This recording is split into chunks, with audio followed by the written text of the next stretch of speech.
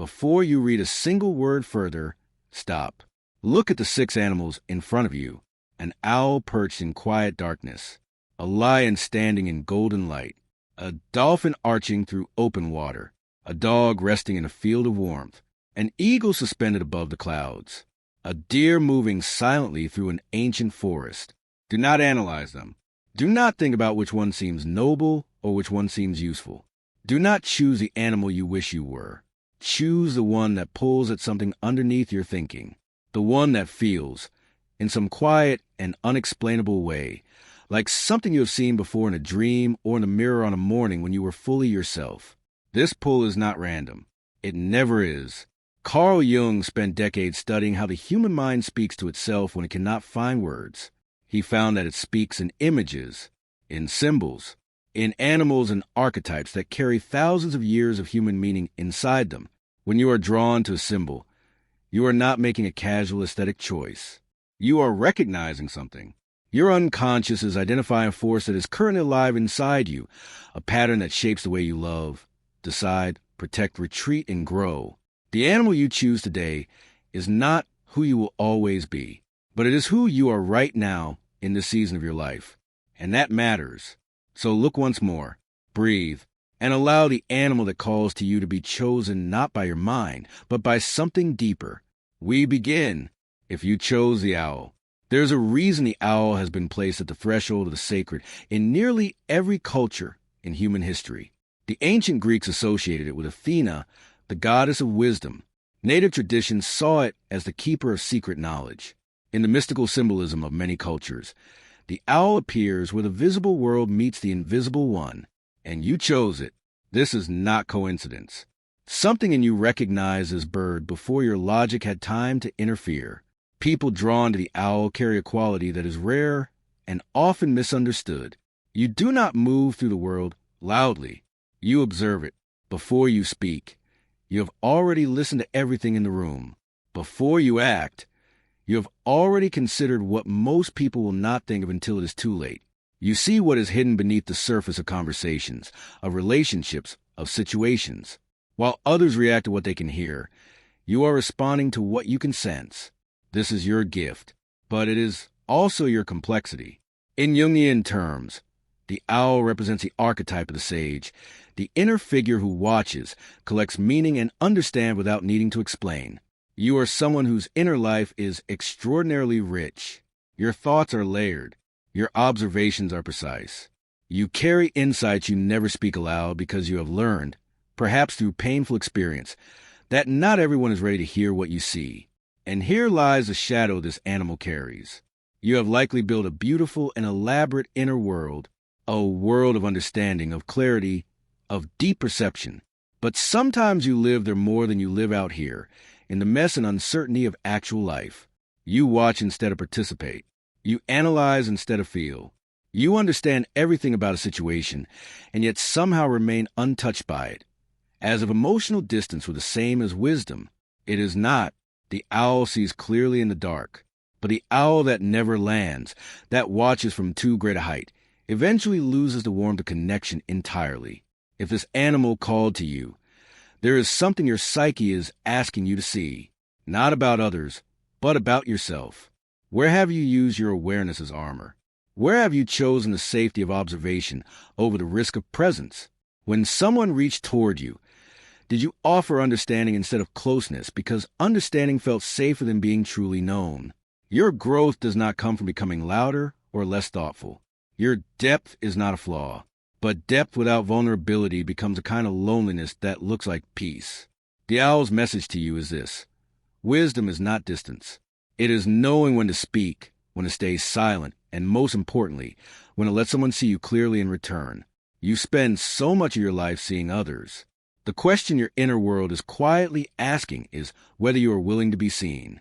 If you chose the lion does not announce itself. It does not need to. There is a quality in the people who choose this animal that is immediately recognizable, even if they themselves do not always see it. You walk into a room and something shifts, not because you are performing or demanding attention, but because you carry a kind of gravity. People sense that you are someone who can be relied upon when things become difficult. They position themselves near you in ways they do not entirely understand. This is the nature of the archetype the lion represents. Not domination, not aggression, but sovereign presence. The capacity to carry weight without collapsing under it. Jung described this energy as belonging to the hero archetype, a force within the psyche that chooses responsibility even when responsibility is exhausting. People drawn to the lion are often the ones who step forward when others step back. You take ownership of situations. You protect those you love. You hold things together in moments when holding things together requires more strength than any single person should have to carry alone. And you do this with a kind of quiet dignity that rarely asks for recognition. But here is what no one talks about when they speak of lions. The lion also knows what it means to be tired. It knows the weight of always being the one who must be strong. You may have spent years, perhaps your entire life, believing that strength is what made you valuable, that if you softened, if you admitted you were struggling, something essential about you would be lost, that the people who depend on you would see something that would frighten them. So you keep going. You show up. You hold the line. And somewhere underneath all of that steadiness, there is an exhaustion you almost never name. The shadow of the lion is not weakness. It is a refusal to allow weakness. It is a belief that rest is betrayal, that vulnerability is failure, that needing something from others somehow cancels out everything you have given. If this animal called to you, your psyche is not asking you to become smaller. It is asking you to understand something your strength has perhaps kept you from receiving. True power does not disappear when you rest. A lion lying down is still a lion. Its strength does not evaporate in the moment of stillness. If anything, the stillness deepens it. The question this animal places before you is simple and profound. Who holds you? You've spent so much of your life being the one who holds others. You know how to protect, to lead, to endure. But have you allowed someone to do that for you? Have you sat with your own vulnerability long enough to let it breathe? Your growth does not come from becoming stronger. It comes from understanding that allowing yourself to be held does not diminish your power. It completes it. If you chose a dolphin, there is something immediately striking about the people who choose this animal. You know how to make the people around you feel lighter. It is one of your most extraordinary gifts and one of the most invisible ones. You enter a heavy conversation, and something loosens. You find the exact moment when laughter is needed, and you offer it without hesitation. People leave your company feeling more alive, more connected, more like themselves. This is not a small thing. In a world full of weight, the capacity to bring genuine lightness is a form of emotional intelligence that most people underestimate entirely. The dolphin in Jungian symbolism carries the archetype of the companion and the mediator. This is a figure in the psyche that moves between worlds with ease, between emotion and humor, between depth and play, between connection and independence. Dolphins do not travel alone. Their intelligence expresses itself in relationship, in communication, in the extraordinary sensitivity they carry for the emotional states of those around them. You are likely someone who reads people effortlessly. You sense when someone is struggling before they speak a word. You know how to meet people where they are. And your instinct, almost always, is to offer them ease, to make the weight lighter, to remind them, through your presence alone, that life still contains joy. But here is the truth this animal carries in its shadow. Joy, when it is honest, is among the most powerful emotional states a human being can experience. But when it becomes a mechanism for avoiding discomfort, it stops being joy and starts being performance. You may have learned early that your seriousness made others uncomfortable, that your sadness was too much, your fear too visible, your vulnerability too heavy for the spaces you were in. So you found another way to exist in the world. You became the one who made things easier, the one whose smile arrived before the conversation did, the one who held everyone else's emotions up while quietly setting your own aside. The question this animal is asking you is not whether you are genuinely joyful. You are much of the time. The question is whether you are allowed to be something other than joyful. Can you be confused in front of someone without immediately softening it with a joke? Can you say that something hurt you without turning it into a story you have already made peace with? Can you be still and uncertain and not feel the pressure to fill that space with warmth? Emotional intelligence is not only the ability to lighten what is heavy, it is also the ability to sit inside the heaviness when it belongs to you, to let others hold some of what you've been carrying with such practiced ease. The dolphin's message to you is this: joy is not avoidance. It is mastery, but only when it is honest, only when it includes a full range of your emotional world, not just the parts that are easy for others to receive.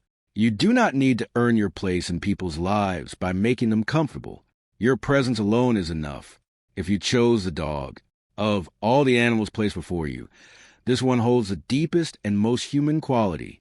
The dog has walked alongside us for thousands of years, not because we trained it into submission, but because something in its nature recognized something in ours. An understanding that belonging, loyalty, and the warmth of genuine connection are among the most profound things two living creatures can offer each other. You chose this animal, and what that reveals about you is both beautiful and important. You are someone who loves deeply and consistently. You do not love in bursts of intensity that fade. You love through presence, through showing up, through remembering the small things that matter to the people you care about. Your loyalty is not a performance. It is the actual structure of how you move through relationships. When you commit to someone, to a friendship, a partnership, a family bond, you do not quietly reconsider when difficulty arrives. You stay. This is extraordinary. In a world full of conditional love and quiet abandonment, your constancy is a rare and precious thing. But the shadow of this animal runs close to its greatest strength. You give and you give and you give, and somewhere in a rhythm of that giving, you have perhaps forgotten to ask for something in return, not because no one would offer it, but because asking feels like a kind of disruption of the role you have built. You are the one who supports. You are the one who shows up. You are the stable presence others return to when their other connections have shifted.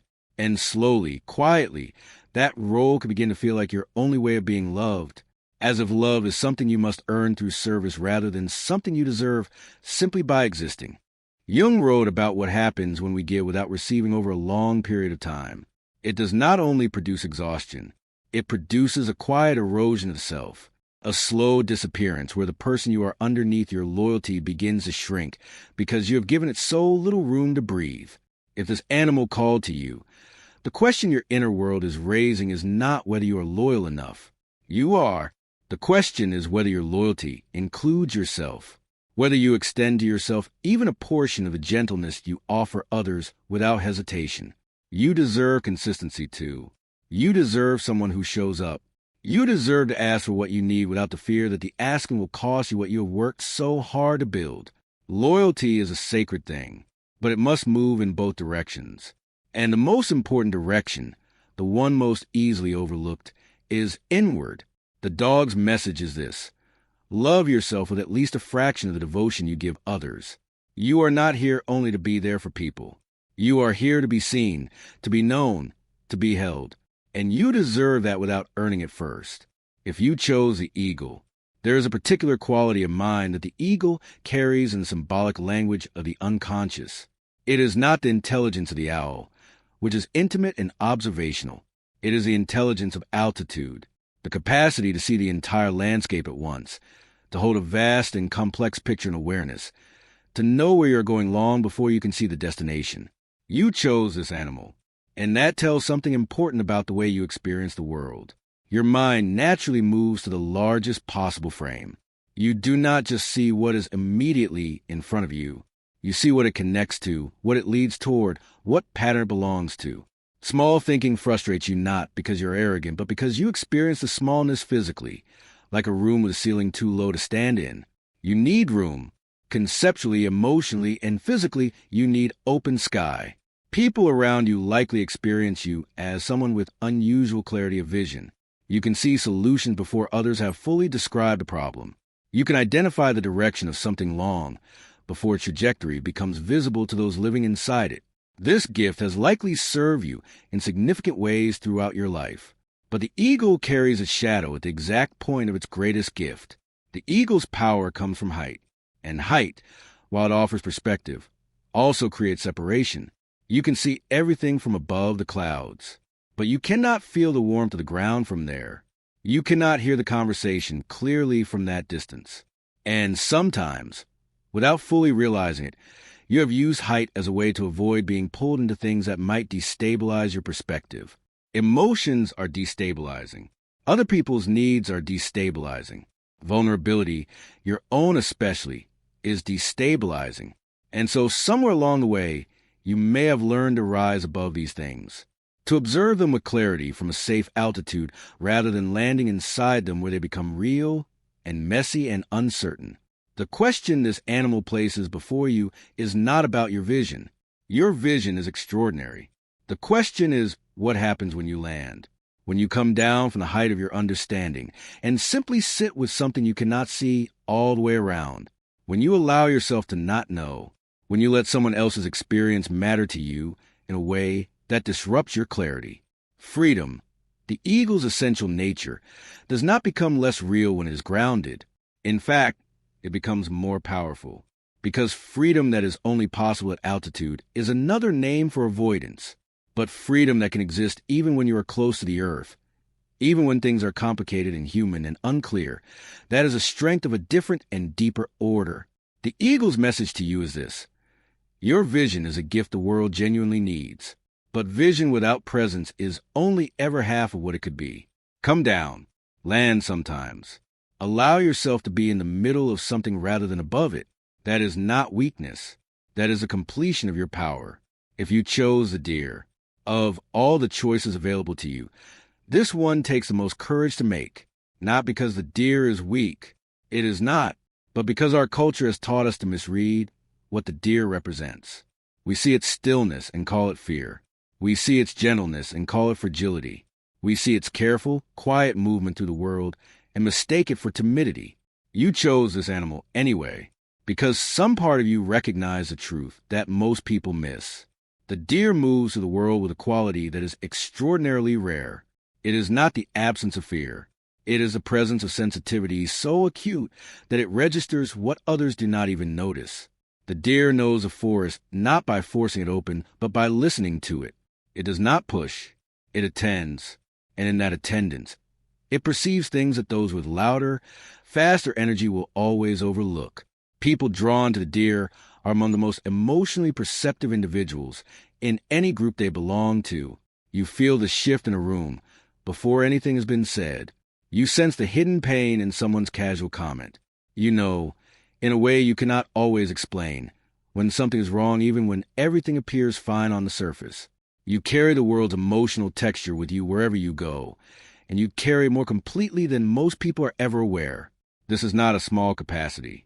In a world that often mistakes loudness for importance and aggression for strength, your kind perception is revolutionary. But the shadow this animal holds is also important to name honestly, because you feel everything so deeply. Conflict registers in your body differently than it does in others. What another person might experience as a minor disagreement can feel to you like the beginning of something irreparable. And so you've developed, over time, a sophisticated set of strategies for avoiding it. You choose your words carefully, sometimes more carefully than the situation requires. You accommodate, soften, bend. You let things that hurt you pass without naming them, because the cost of naming them, the disruption, the possible rupture, feels greater than the cost of carrying them quietly. And over time, carrying quietly has a weight of its own. Jung described this pattern as belonging to those who learned early that their sensitivity was too much for the environment they were born into, that their emotional reality needed to be managed, reduced, made more palatable for others. So they became extraordinarily skilled at being small in exact dimensions where they are most alive. The question this animal raises is not whether your gentleness is real. It is perhaps the most authentic thing about you. The question is whether your gentleness has learned to include yourself, whether you allow the things that hurt you to matter, whether you have a boundary not just in theory but in practice, a place inside you that says this is where I end and where you must begin to carry your own weight. Gentleness without boundaries is not virtue. It is self-erasure. But gentleness with boundaries, with a willingness to say this matters to me, this is not acceptable, this is what I need, that is something extraordinary. That is a deer at its full power. The deer's message to you is this: your sensitivity is not a wound. It is your greatest intelligence. But intelligence must be protected in order to function. You are allowed to protect yourself. Not harshly, not loudly, but clearly. You are allowed to take up the space your feeling requires. The world does not need you to be smaller. It needs you to be whole. Now that you have sat with the animal your intuition chose, there's one final truth this test is designed to offer. You are not only one of these animals. Every one of these archetypes lives inside you. The watchful depth of the owl, the sovereign endurance of the lion, the joyful intelligence of the dolphin, the faithful constancy of the dog, the far-seeing clarity of the eagle, the exquisite sensitivity of the deer. These are not foreign qualities. They are all yours. They are all human. The animal you chose first simply reveals which of these forces is most active in your life right now, which archetype is currently asking for your attention, which inner pattern is shaping your decisions, your relationships, your fears, and your possibilities in this particular season. Jung called the process of integrating these different parts of the self-individuation. It is not about choosing one archetype and embodying it perfectly. It is about gradually becoming aware of all of them, recognizing the owl's wisdom when you need to observe more carefully, calling on the lion's endurance when something requires you to stay, allowing the dolphin's lightness when joy is genuinely needed, practicing the dog's loyalty toward yourself, not only others, using the eagle's vision to see further than your immediate circumstances, honoring the deer's sensitivity as the intelligence it actually is. Each of these forces, when it is conscious, when it is integrated rather than simply acted out, becomes a genuine strength. The danger is not in having these qualities. The danger is in having them unconsciously, in being driven by them without knowing it. The owl who does not know, it is keeping distance. The lion who does not know, it is refusing rest. The deer who does not know, it is shrinking to avoid pain. Awareness is what transforms a pattern into a choice. And a choice, even a simple one, is always more powerful than a pattern. You looked at 6 animals, and one of them called to you. That call was not random. It was specific, and it was real. It was your inner world speaking in a language it has always known, the language of symbol and image and quiet resonance.